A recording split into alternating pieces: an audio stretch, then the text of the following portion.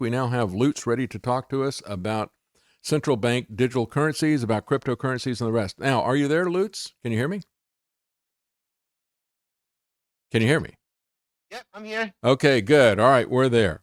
Okay, good. Let's talk a All little. right. We got you finally. That's great to have you on.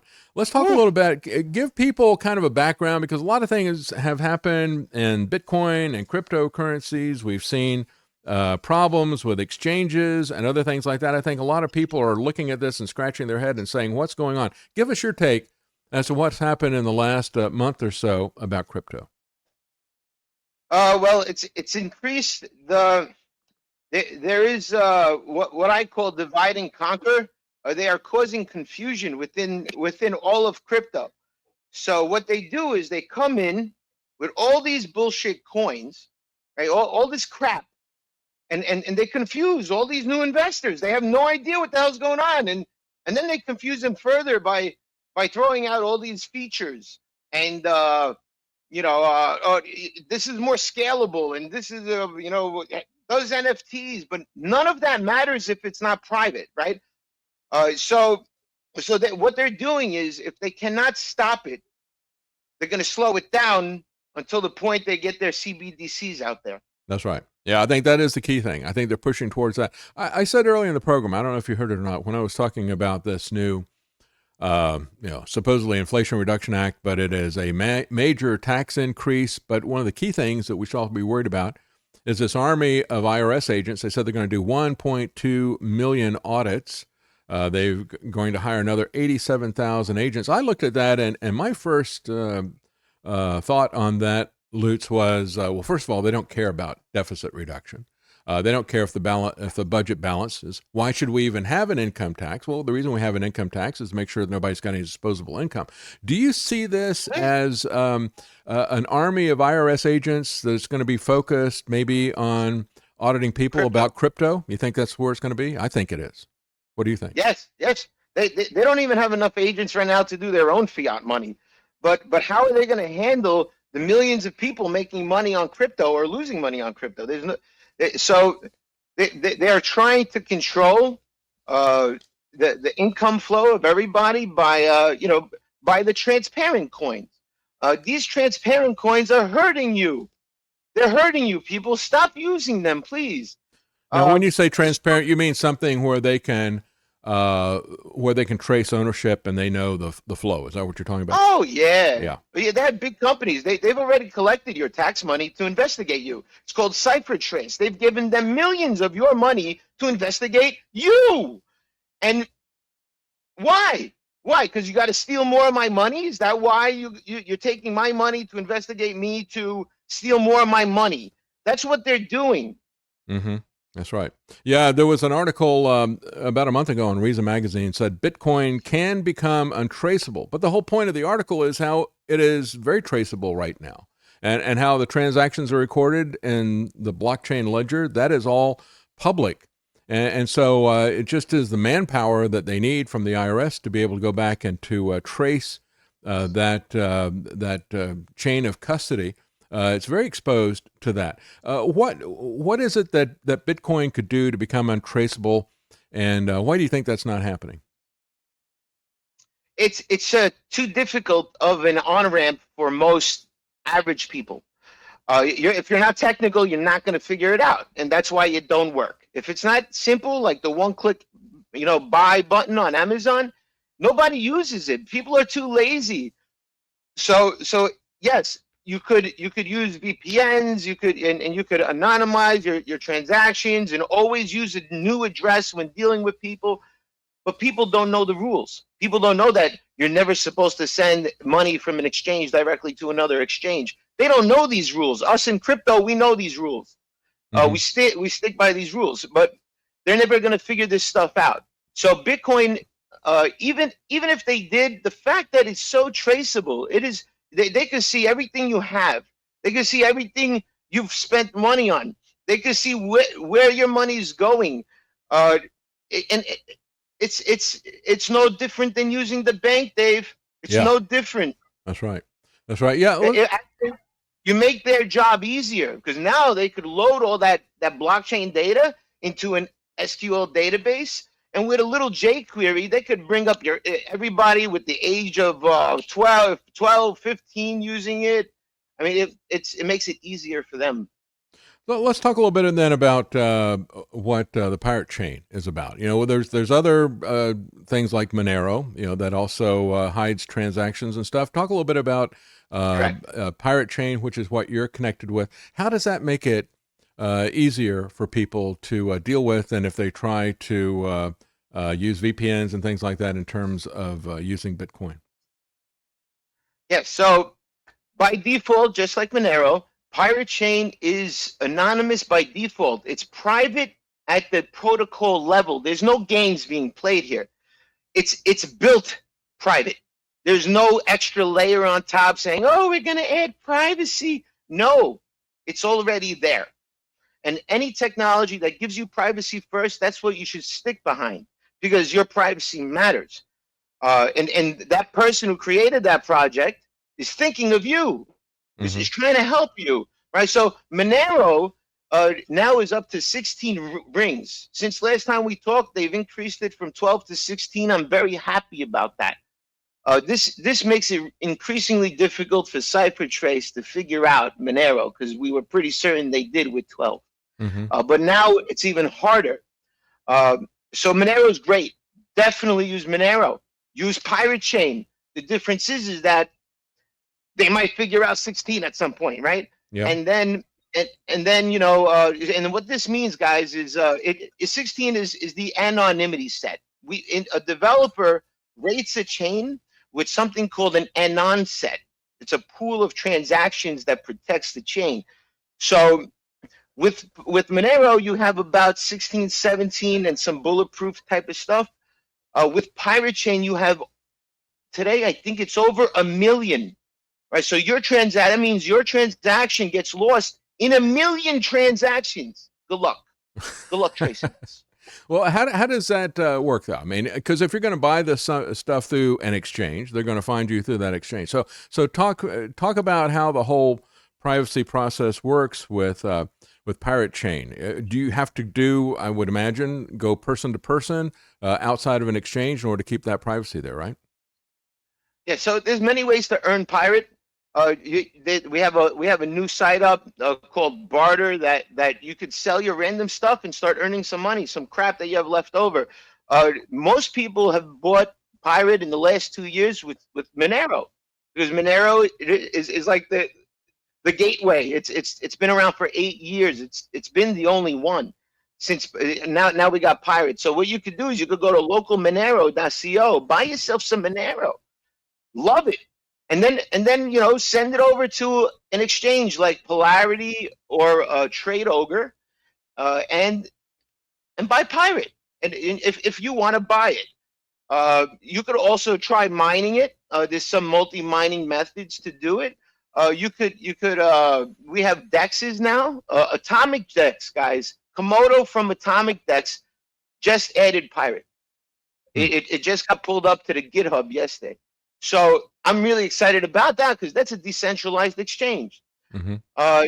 Decentralized exchanges are going to replace these centralized chokeholds we have in the environment. Let's talk about that a little bit. Let's talk about the decentralized exchange. What was the name of that exchange again? Atomic Dex. Atomic Debt. Okay. And how is it? ATOMIC Dex. DEX. DEX. Okay. And let's talk a little bit about how that operates and how that's different from a typical exchange like Coinbase, for example. So it's not, everything works over the blockchain. Everything is fully decentralized. Nobody could steal your money because everything is local. See, when you send your coin to an exchange, it's no longer yours.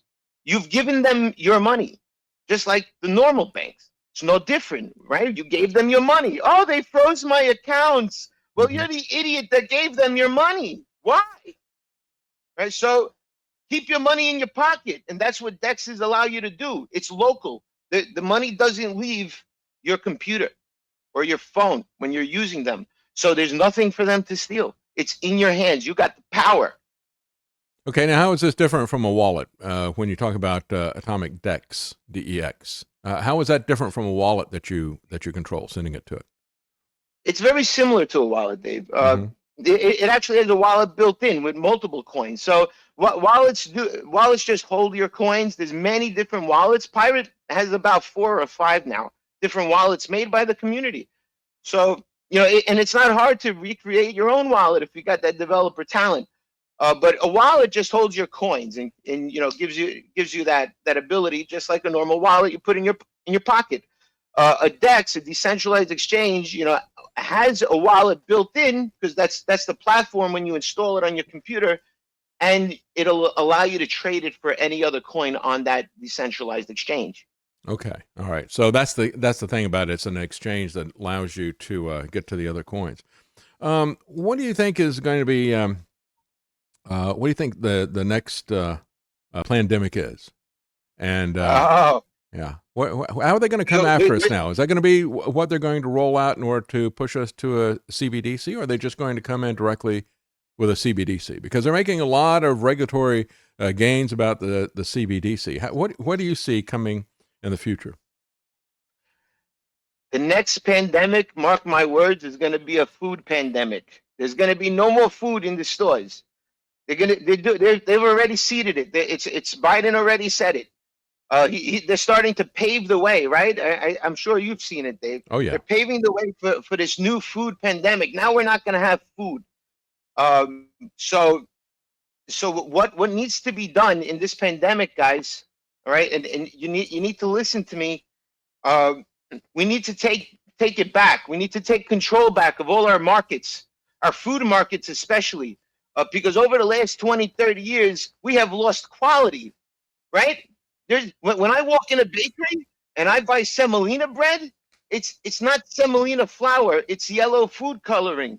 When I buy a rainbow cookie from these bakeries, it's not made with almond paste. It's made with crappy emulsifiers. And it's not really their fault too much, because they can't afford the ingredients. They're expensive. But quality across the board over the last 10, 20 years, you cannot deny, has gone down to crap. The shit we buy in the supermarket is crap. It's killing you. You don't even want that food. So what needs to be done is, when they announce that pandemic, saying, oh, there's a shortage in all the supermarkets, that's when you jump in with your produce that you grow in your backyard, guys. Everybody could do this. Grow some food. Then you could ferment it, you could dehydrate it, you could freeze dry it if you got one of those, and sell it. And sell it to people that are hungry, and feed your neighbors. Stop depending on people. The answer to government is self-government. That's right. Yeah, I think it's pretty clear that they're going to, you look at it as insane as it appears, and as over the top as it appears, they're going to shut farms down. They're doing it now in the Netherlands. They've already done it in Sri Lanka. They're talking about doing it in Canada and so forth. It's going to be going around the world. They're going to deliberately shut down and confiscate farms. And when you look at this and say, well, they can't possibly do that. We've seen what they did in terms of the lockdown, the confiscation of people's service businesses over the last year. And so people are going to have to start thinking, I think we're going to have to orient our thinking towards operating in a black market and operating underground. And that's where I think these types of currencies, as well as things like gold, I think that's where this kind of stuff is going to come into play. Well, see, even the term black market bothers me, because it's a free market. It's the real free market. We call it the dark market or something. Dark to them. to them, because that's what they've labeled it, right? They've made you think. They've conditioned people through that TV. Stop watching TV. It's a real market, guys. Let me give you an example of what you're missing out on. All right, you need money. You can't pay your rent. You got sick bills you got to pay for. How you going to do this? You're going to rely on some corporate jerk off to give you a job? Or are you going to get innovative? Are you going to, if you're a plumber, you sell your services, right? You go out there and you sell your services. If you know how to make stuff, I don't care what it is, planters or anything creative, and you want to sell it, you have to do it on a free market. You could sell it on their platforms, right? Amazon and all that bullshit, and you could let them take 20% of your income on top of the fact you got to get taxed on top of it. No, they are stealing your money. All right, business between me and you stays between me and you. Nobody needs to know our business, and we could be happy friends for generations. Yeah, I think that's one of the key things you're talking about. It's I think one of the key currencies that we all have to have is some degree of self-reliance. There has to be something that you can do that is going to be the basis of this. Now, keeping your money private, keeping it separate, and the privacy thing, that is one aspect of it. But the other part of it is that we need to make sure that we have products or services that we can do, and things that are going to be necessary, things that we can be self-reliant in, and then it comes into the marketplace, and that's really where we start talking about the different types of currencies and whether or not you own your money at that point. But everybody's got to start developing some kind of self-reliance, and a key part of that is having a financial system that is essentially self-reliant and private, right? Let's talk a little bit about. Yeah, go ahead. And we have that already, and we have that. We have Pirate, we got Monero. There's no need to look further.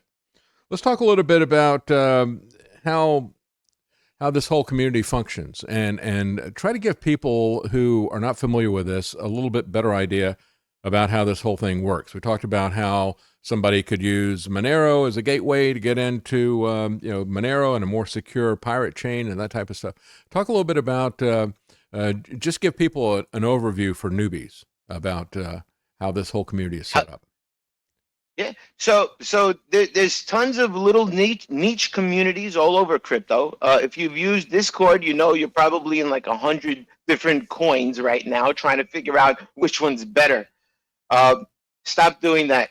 It's just Monero and Pirate. It's the only two that you should look at.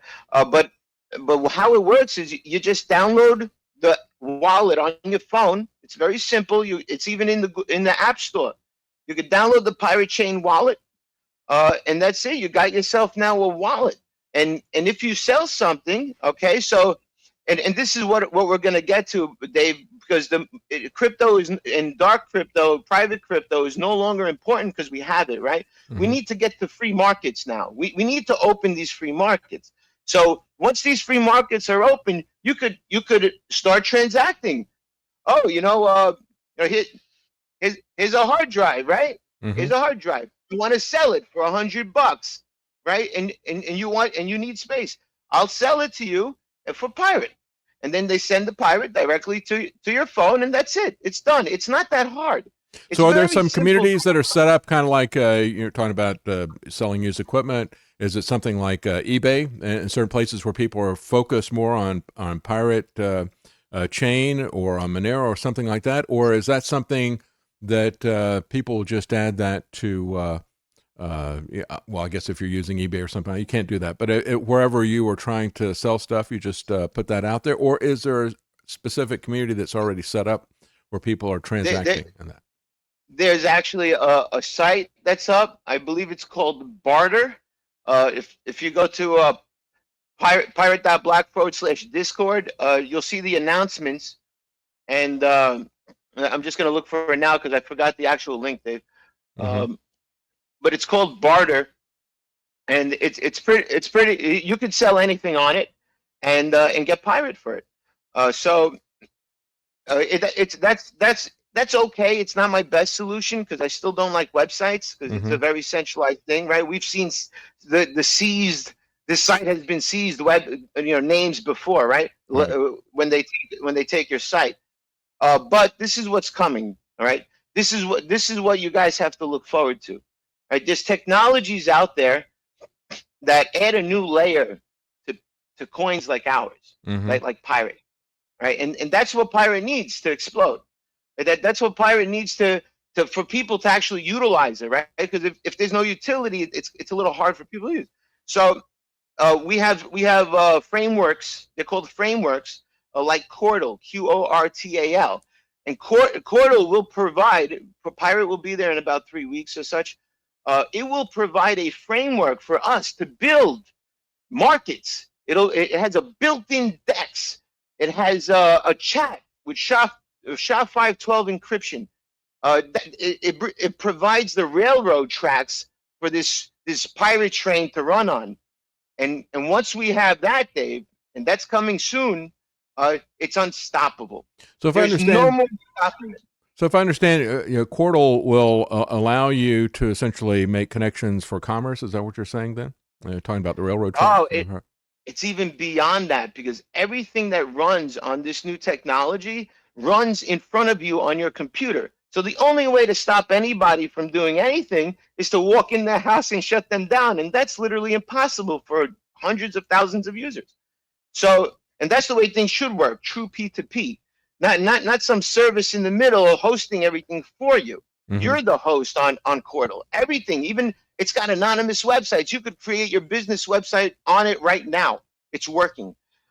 It's working, and oh God, it's so amazing. You guys don't I see where everything's going, right? I can see clearly where everything's going.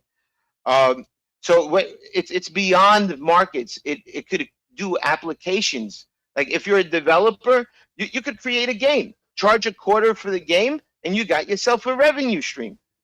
Constantly trickling pirate every time somebody plays a game on it. It's pretty phenomenal where we're going with all this, Dave. I'm really excited for this next year coming. Well, that's good. We've given people a few names of things that they can investigate and try to figure that out for themselves.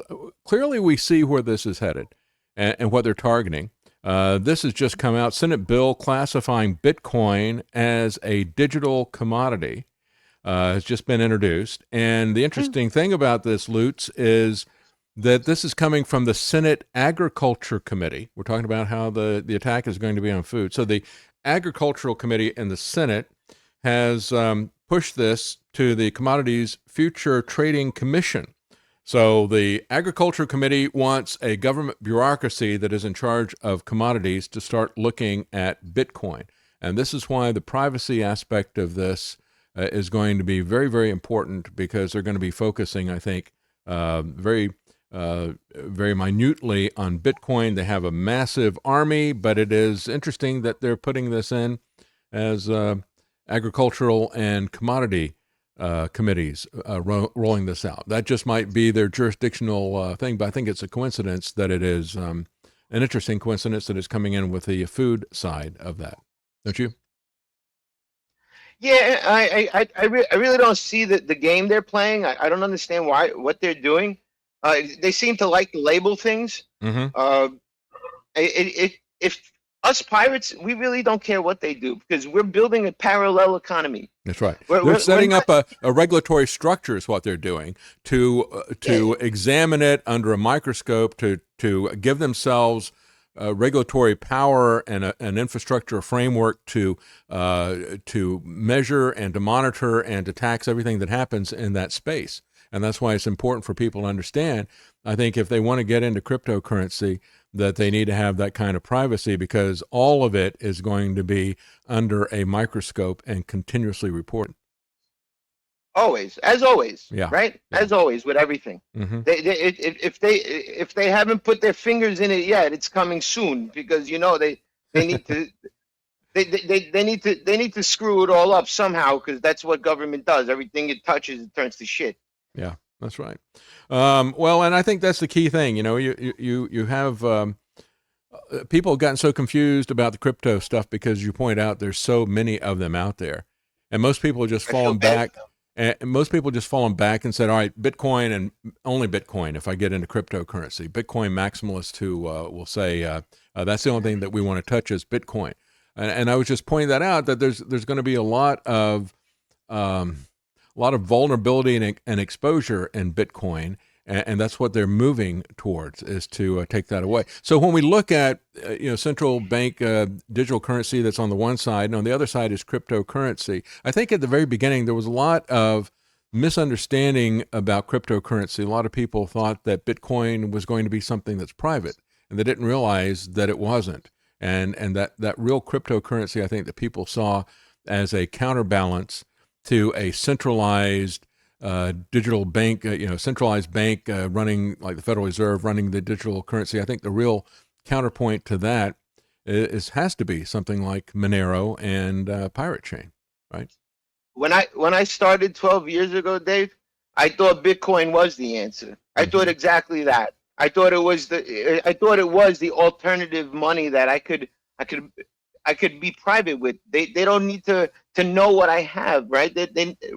So that's what I thought it was. And then 2-3 years later, they're like, you're on an exchange, and now the exchange is asking you, hey, send in a photo of you with your license and a newspaper, and a smiley face, and so that we know it's you. And I'm like, what the? No, this is not how this works. This is not how this works.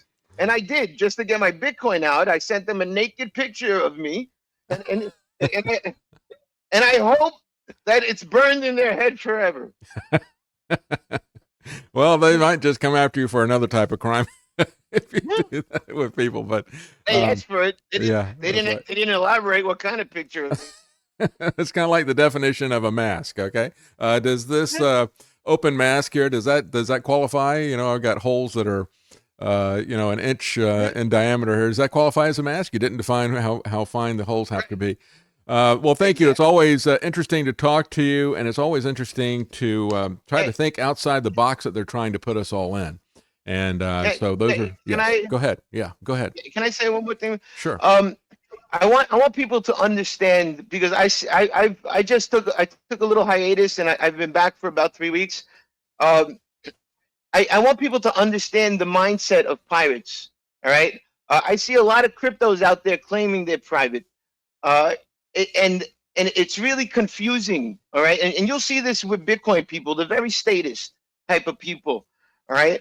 So when a coin says, oh, we're private, and then the next thing they say, we got to comply with African governments, guys. I mean, no, guys, we don't like government. We're here to replace them. We're not here to help them, all right? I don't even debate.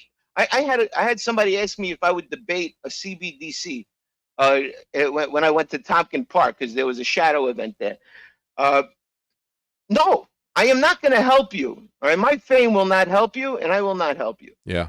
It's pretty obvious that the CBDC is essentially a mark of the beast type of total surveillance and total control.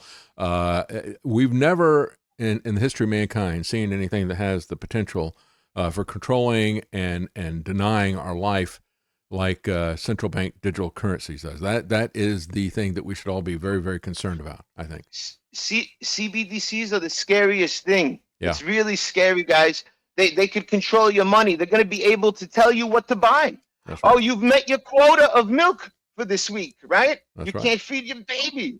It is the most mind-blowing, scariest freaking thing I've ever seen. Absolutely. Yeah, we have to have a way out of that. It's going to have to be physical things that are anonymous, or in the case of cryptocurrency, something that is anonymous. But I don't think that Bitcoin is going to fit that bill at all. I don't. It could be made untraceable, but I don't think they're going to. I think that that ship has sailed a long time ago. So again, we've given you some names of some currencies. Some exchanges, and things like Quartal that you can investigate, and there's a lot that's there, and there's a lot to learn. But of course, freedom isn't free; it comes with responsibility, and part of that responsibility is education. So, thank you for coming on and giving us some insight of that.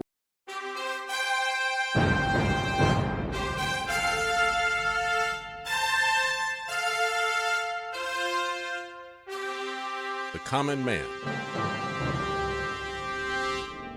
They created Common Core to dumb down our children. They created Common Pass to track and control us. Their Commons Project to make sure the commoners own nothing. And the communist future. They see the common man as simple, unsophisticated, ordinary. But each of us has worth and dignity, created in the image of God. That is what we have in common. That is what they want to take away. Their most powerful weapons are isolation, deception, intimidation. They desire to know everything about us while they hide everything from us. It's time to turn that around and expose what they want to hide. Please share the information and links you'll find at thedavidknightshow.com. Thank you for listening. Thank you for sharing.